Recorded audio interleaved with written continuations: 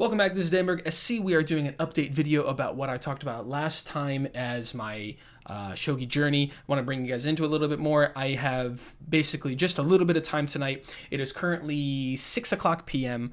On Tuesday, and I have a lesson at 9 p.m., which is in 3 hours from now, obviously, if you can do math. And so I have to eat dinner. I have to play about 2 hours of shogi, so this is going to be not the longest video, but I want to talk about what's going on. So last time we talked about my, before we get into that, where am I currently? Oh my God, I'm hitting all the wrong buttons. Where am I currently? I am a HQ still, which is an 8th class. That's where I've been, that's where I'm living, and that's where I am. So no promotion on that yet. When I get promoted, that will be the first thing that you will see in my videos. Anyway, getting into it. So when we talked last time about what I'm actually doing per month, I have 6.5 hours of lessons per week, which is what's going to start in 3 hours from now. And then I have 4 hours of tournaments that I need to participate every week from my school.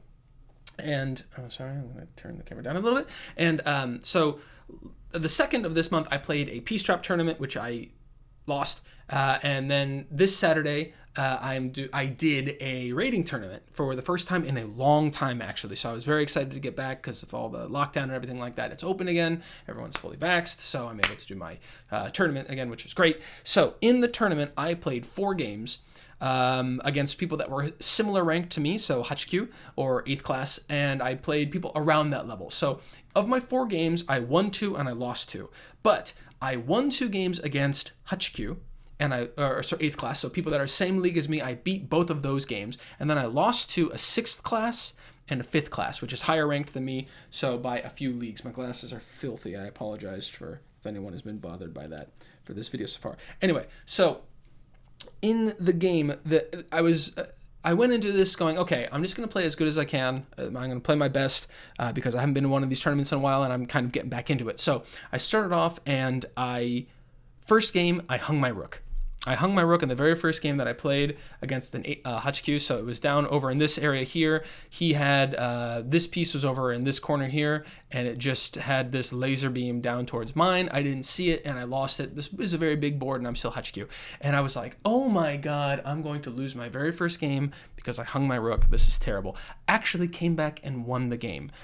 Really nice checkmate on my side. It was a close game because I didn't mean to hang my rook at like the right as we got into the main game. I was like, okay, my attack is set up and ready to go. Hung my rook, and I was like, oh my God, I hate it. So we did a trade of this where basically, if for example something like this, I take, then he takes back, and another move. Let's say I jump here or something like that. He can drop here, which now, oh, not there. He can drop here. Which laser beams down here, and I went, oh, I could take this gold piece, and then he just went like this, and I was like, oh my God. So obviously in this case I would take here, but it wasn't that nice. It was a lot worse. So I hung that piece, which was tragic. Honestly, it was tragic. I hung that piece, but again, I came back and won, and that gave me a lot of confidence actually, because I was like, look, I can hang my strongest piece against another HQ or 8th class, and I can still come back and win it. I've been practicing really hard, and I was like, okay, I'm actually feeling confident about this, that I can, win these games. So that was good. Next game I played another HQ, another 8th class as myself, and I beat him very well. I didn't hang my rook, so it was a lot easier to win that second game. So I was like, okay, I'm doing really well. And then the teacher was even like, okay, let's put you against a 6th class. And I was like, all right, well, here we go. I have not... He put me against a gentleman which I played a couple months ago, and he kicked my ass. He just kicked my ass, and I couldn't basically do anything against him. It was a really fun game where we set up these mass attacks like right in the center of the board, and we were really close, and then he just like makes a move and I die. That was how those games usually went when I was playing against him. So I was a little bit like nervous. I was like, oh God, here we go. I'm going to play this guy and he's going to beat me. But it was the best game I've ever played in my life. It was actually really fun, and everyone was gathering around the board at the end. So how this tournament works is I play a game with an opponent, and everyone else around us plays in a game with their opponent as well. The games that we played were 10 minutes game, and then you have 30 seconds, what's called byoyomi, and 30 seconds. So after you have 10 minutes of time on the clock, and after you use your 10 minutes, you have to make a move within 30 seconds. And if you make a move within 30 seconds, you get 30 seconds again. So you have to consistently make a move within that 30-second time period. That's how we play our games at the school. That's very standard for shogi. So The first 10 minutes I burned through actually relatively quickly. I was really trying to think and take my time against this person, and I was like really trying to understand what he was trying to do and set everything up and do this big game. So he had actually used all of his time. There was actually a point where he got up and walked away for a second because he wanted to think about what to do on the board, because I put the position in such a weird spot where he was like, I don't know what to do in this position. It wasn't that I was playing bad, and the teacher was even saying like, you guys didn't play a weird game. It wasn't like we were just clashing into each other. It was a very complicated game where I basically completely destroyed his corner up here. Completely destroyed this corner. Actually, I took his Hisha. I took his rook. So I had both the rooks in the game, but he did very bad damage to my castle as well, and it came to this spot where it was like, I have tempo, I need to make an attack. So he actually started putting all of the pieces that he had to defend his king, and this was one of the points of the board. So I obviously had a lot more stuff on my side. This isn't how the board looked, but his board looked like this in this corner. I had this rook here and I had this rook here. I originally put this rook down. I was attacking down this area, and then when he started piling in, I dropped this one over here. I was thinking about promoting at the back and trying to attack behind, trying to do something like this to pull a piece forward to threaten this weak side or something like that. I was trying to do all kinds of stuff. So we've got all these people around us looking at us. This game is going easily 140 moves, 150 move game. We're really pushing each other and like really trying to take time. So my clock is ticking and I'm like, oh my God, I need to find a checkmate. I need to find a checkmate because my king was in a bad position. It's not written here, but my king was basically like 3 or 4 moves away from dead. And there was nothing I could do about it. If I gave him a tempo winning move, I would die. So I was like, I have to put his king in check every move or I can't win this game. And there was a really, really good checkmate. And after the game, so I lost the game. Afterwards, he was like, that was my best game. I was like, that was my best game. So we had a really fun time talking about it. But the end of it, my teacher sat down. He was like, Dan, you had a checkmate. And your first move was dropping this gold here, sacrificing this gold. So I had about something like this and sacrificing this gold. There's this move puts the king in check. The king can run this way, but it puts the king in check, and this was the only move. Like I was like, if I do something like this, he can't really take it because of this, but he can step aside. And then if I do something like this, he just takes that, boom, and then this is still super locked. And now I have basically no attack anymore. I can't drop anything. I can't do anything. I can't really even take this. I was like, I can't figure out how to beat this position. And my teacher was like, Dan, what you needed to do is this move. And I was like, I didn't even think about this move because this just straight throws that piece away. It just straight throws that piece away. There's another checkmate if for example he steps back here. If I drop this and he steps back, my next move is this gold here. There's no way he can deal with this if he doesn't have any pieces. So the issue with this is I couldn't have dropped this piece because I was under threat. So it was like I basically at this point of the game I played a different set of moves and then lost. But there was if he takes this, now I have a very my weather came up Windows 10. So I take this, he's in check. He only has this one piece to defend. He can't really drop this down. If he does, that's fine, but I have this Hisha up here doing it. So basically he drops a piece to defend. I drop this, check. He steps aside. I drop this here. I can't really take at this point because then it just takes and I'm dead, right? So I have to take one of my last golds, drop it here.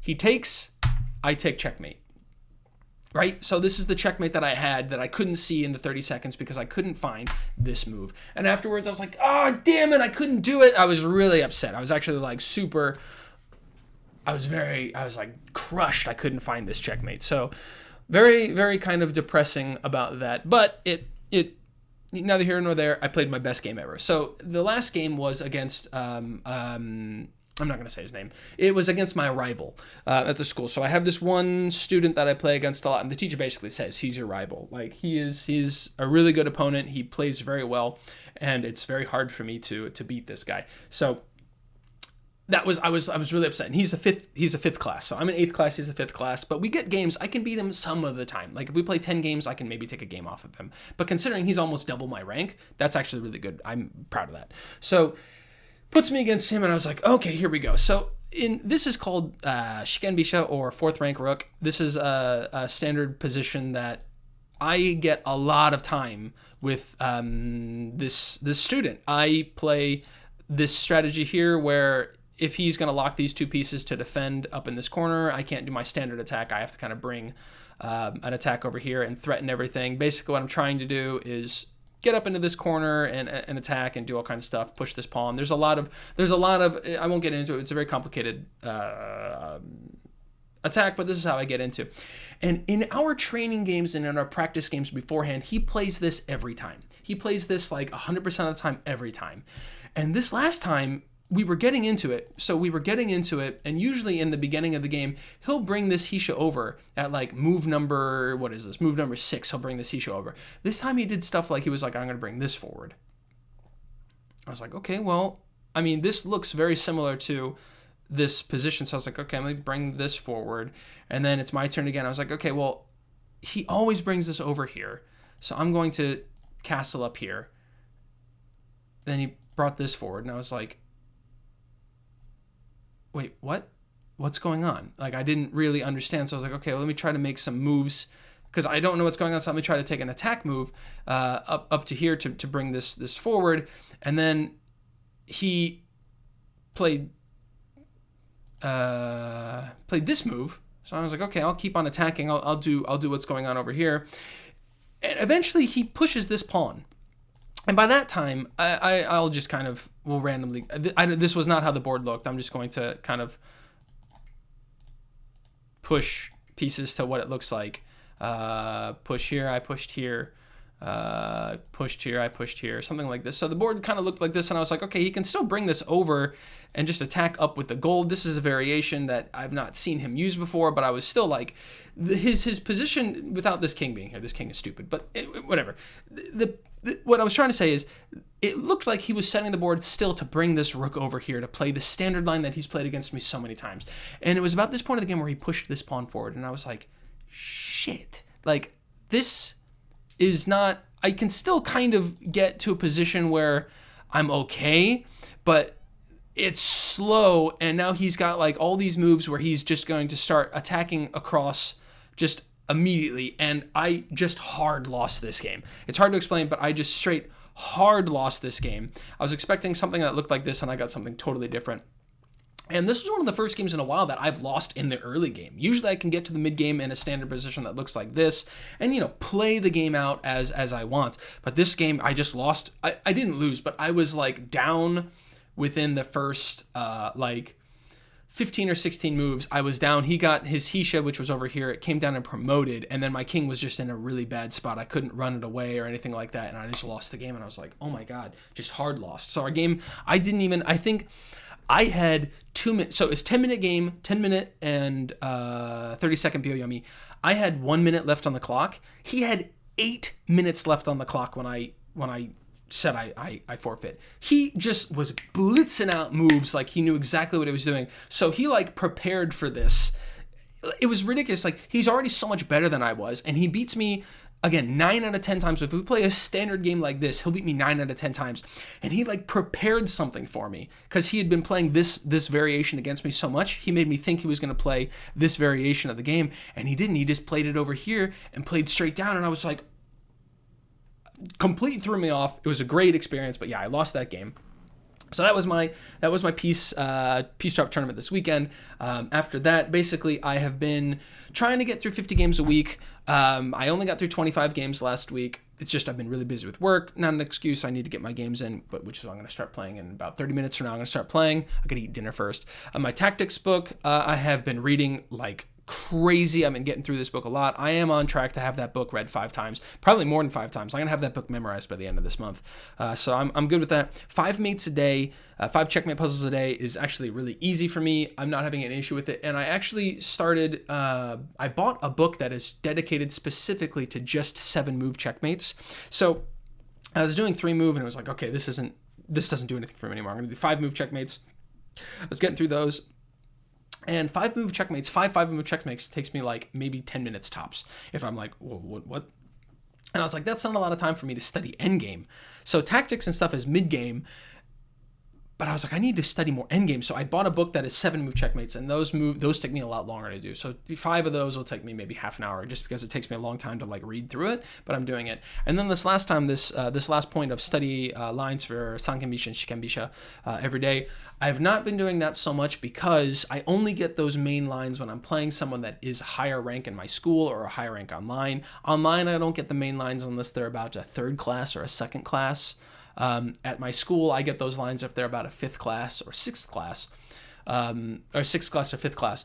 And I don't play a lot of them. I'm kind of in like 8th class hell right now, trying to get out of it. And a lot of those people like me don't play the main lines because my opponent doesn't play the main line. I kind of am starting to learn the main lines, but my opponents don't know them yet. They're just trying to make like the best move on the board, which is fine. But it throws the game into like a weird position where it's like, okay, this isn't any sort of main line or theory anymore. It's just kind of like moves on the board. What do I do in this position? And I'm still weak at that. I'm trying to get better at that. So I'm kind of avoiding these main lines, and I'm working more on tactics. If I can see more tactics and things like that, then I'll be able to find the best move on the board faster and then get advanced in. But it's hard because I don't want to just do like one movers where I'm like, that's the best move, put this here.